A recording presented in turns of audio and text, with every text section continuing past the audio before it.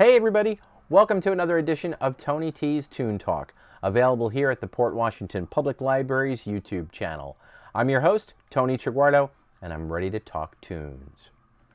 Mr. Bruce Springsteen wrote a great song called From Small Things, Big Things One Day Come. A fine sentiment indeed. Well, many of the biggest writers and performers in the popular music world started out in bands that have been forgotten or were never even known by many of their fans.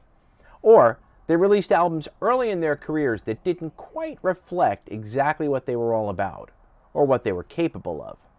Nonetheless, there are artists whose early works definitely have some merit, and we'll look at some examples on this episode of Tony T's Toon Talk. The first major group that I'm going to look at gives us something of a twofer with regards to its members' early activities. The Electric Light Orchestra was one of the biggest selling acts of the 70s and early 80s, but that group had its origin in two other bands from the UK's Birmingham area.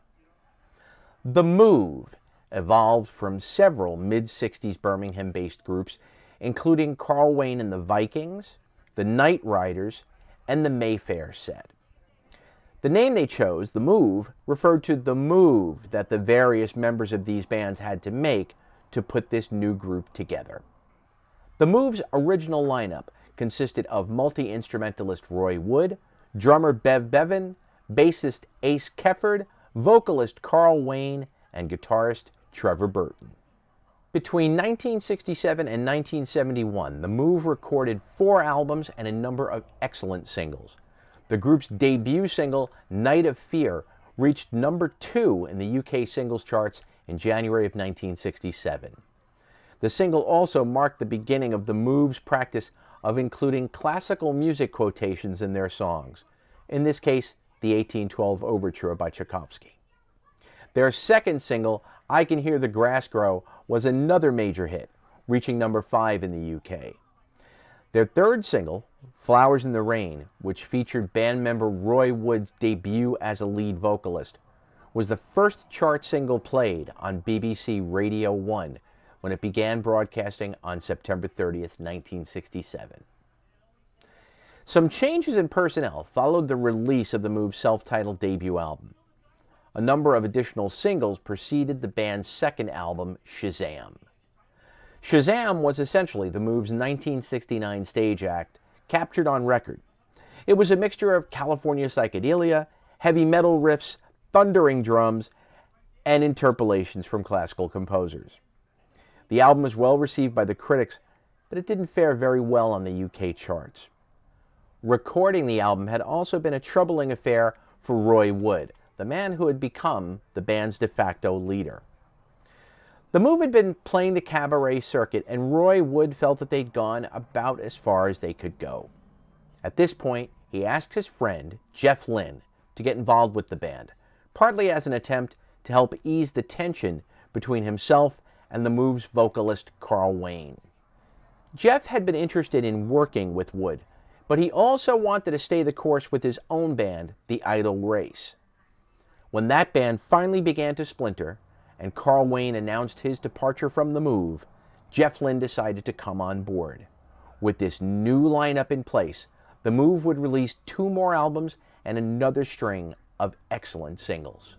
But the honest truth was that Roy Wood really wanted to launch a new strings and rock project with Jeff Lynne. The idea was to create a band that would use violins, cellos, string basses, horns, and woodwinds to give their music a classical sound, taking rock music in a direction that would pick up where the Beatles left off.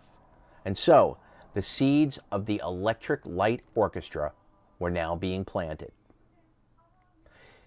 Jeff Lynne's The E.L.O. Race had also grown out of the band The Night Riders, the group that counted our friend Roy Wood as one of its founding members. While the band never reached any commercial heights in the UK, the 3 albums that E.L.O. Race released between 1968 and 1971 are definitely worth a listen, if not repeated listenings. Only the first of the group's 3 albums, The Birthday Party, was released in the United States. Thankfully, their debut and the group's second and third UK-only albums, E.L.O. Race and Time Is were compiled into a comprehensive CD reissue in 2007 called Back to the Story. And by the way, we'll talk about Roy Wood's incredible solo career in a future episode. Bob Seger first arrived on the Detroit music scene in 1961 when he was a 16-year-old student at Ann Arbor High School, fronting a three-piece band with two of his schoolmates called the Decibels. The young group actually recorded an acetate demo of a song called The Lonely One at Del Shannon's recording studio in 1961, marking Bob Seger's recorded debut. Well, as well as being Seger's first original song, The Lonely One was Seger's first song to be played on the radio, airing only once on a local Ann Arbor radio station. Seger was heavily influenced by the music of the Beatles when they arrived on America's shores in 1964, and their success led him to the decision that he would always try to, quote, write for the radio. When the Decibels disbanded, Bob Seger joined the Town Criers, a four-piece band. But he was soon being courted by Doug Brown, the leader of a band called the Omens, who presumably had a bigger following than the Town Criers. Seger would take the lead on several songs with this band, notably covering mostly the R&B numbers that he loved so much. But it was also with this group that Seger first appeared on an officially released recording, the 1965 single TGIF, backed with First Girl, credited to Doug Brown and the Omens. While Bob was a member of the Omens, he and Doug Brown were asked to write a song for a group called the Underdogs, a Detroit area band who had hit with a song called Man in the Glass. Seger contributed a song called East Side Story, which ultimately proved to be a failure for the Underdogs. But Bob Seger decided to record East Side Story himself, and he officially left the Omens, though he did retain Doug Brown as his producer, to release the single under the group name The Last Heard. That's H-E-A-R-D. Bob's version of the song was released on Hideout Records in January of 1966, and it became his first big Detroit hit. The single sold 50,000 copies, mostly in the Detroit area, and led to a contract with Cameo Parkway Records for his new group, The Last Heard. Now, although that name originally referred only to the collection of Omens and Town Criers who recorded East Side Story with Bob Seger, it soon became the name of Seger's permanent band. Following East Side Story, the group released 4 more singles, including Heavy Music in 1967. Heavy Music sold even more copies than East Side Story, giving Bob Seger the potential to break out nationally.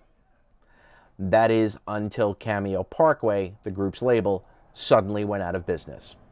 The song Heavy Music would stay in Bob Seger's live act for many years to come. Thankfully, the entire recorded output of The Last Heard, Bob Seger's excellent early work, was compiled in 2016 onto a CD called Bob Seger and The Last Heard, Heavy Music, the complete Cameo recordings 1966 to 1967. Frank Zappa saw the group Alice Cooper, and yes, that was originally the name of the whole group, when they were performing in Los Angeles in 1969.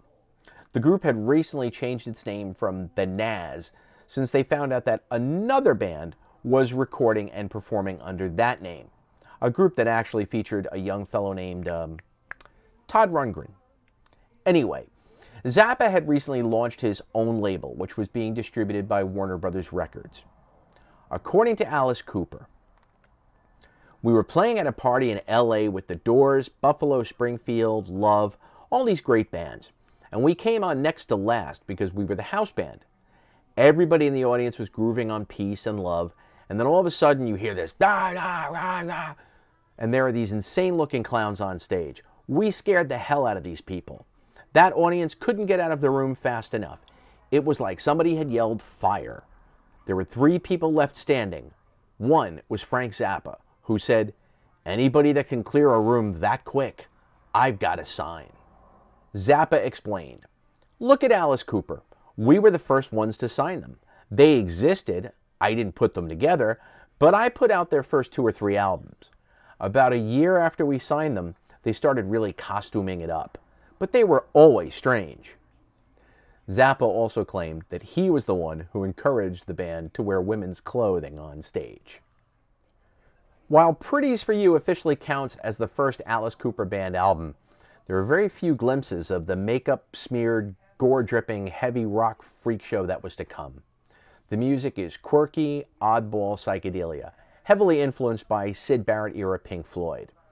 And while Alice Cooper certainly fit in well with his label mates on Frank Zappa's Straight Records, the music was definitely not for the masses in 1970.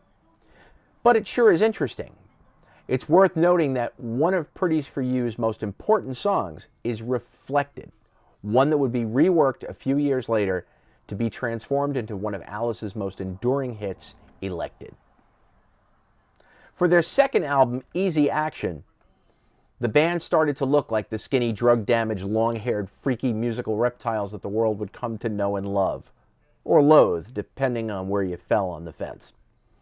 Some of the songs on this album, particularly Return of the Spiders and Lay Down and Die Goodbye, feature some of the horror show themes that would come to the fore on many of Alice's major hit records. Easy Action is a heavier record than its predecessor, and some of the album's tracks, like Refrigerator Heaven, really hold up well. After the release of Easy Action, production duties for the band would be passed on to the legendary Bob Ezrin. Ezrin would help usher in what's considered to be Alice Cooper's golden era, beginning with the album Love It to Death, which included the hit single Is It My Body and the show-stopping Ballad of Dwight Fry. But overall, I think that anyone who appreciates late 60s psychedelia, as well as any fan of the Bob Ezrin era Alice Cooper recordings, should give a listen to both Pretty's for You and Easy Action to see just how it all began. In late 1967, three former members of the Canadian band Sparrow, which featured a phenomenal lead singer named John Kay, decided to form a new, larger group with a heavier, more psychedelic sound. An ad placed in local record and music stores expanded the band by an additional member, and when the group was signed to Dunhill Records, the group's producer and arranger, Gabriel Meckler, changed Sparrow's name to a new one that was based on a book by Hermann Hesse that he was reading at the time. And so, Steppenwolf, a band that had a profound impact on the music scene, particularly between 1968 and 1972, was born. Steppenwolf sold over 25 million records worldwide, released 8 gold albums and 12 Billboard Hot 100 singles, of which 6 were top 40 hits. They had 3 top 10 smashes, Born to Be Wild, Magic Carpet Ride, and Rock Me. The band's epic song Monster received heavy FM radio airplay in America during the turbulent Vietnam War era. But let's step back to 1967, when Nick St. Nicholas, a friend of the band members who would eventually become their bass player, was one of the driving forces in music during the counterculture movement that was the Summer of Love. St. Nicholas booked the Sparrow to play at the Matrix Club in the San Francisco Bay Area. And on May 14, 1967, the manager of the Matrix Club recorded 2 shows, including the band performing a 20-minute, show-stopping version of Hoyt Axton's song, The Pusher. When Steppenwolf took off on the charts, these live recordings were, somewhat confusingly, released by ABC Dunhill Records as Early Steppenwolf to cash in on the band's popularity. But even though this album could be viewed as an attempt to pull a fast one on Steppenwolf's fan base, that doesn't reflect at all on the pure musicality of the performance it captures. This is a document of a tight, strong, bluesy band at the height of its power. And it's bound to convince you that even if they had remained Sparrow, they still would have been an important part of the American music scene. But we're still really glad that they became Steppenwolf. There are a number of other bands with unique origin stories that produced some interesting pre-fame music, but that's for a future episode of Tony T's Tune Talk.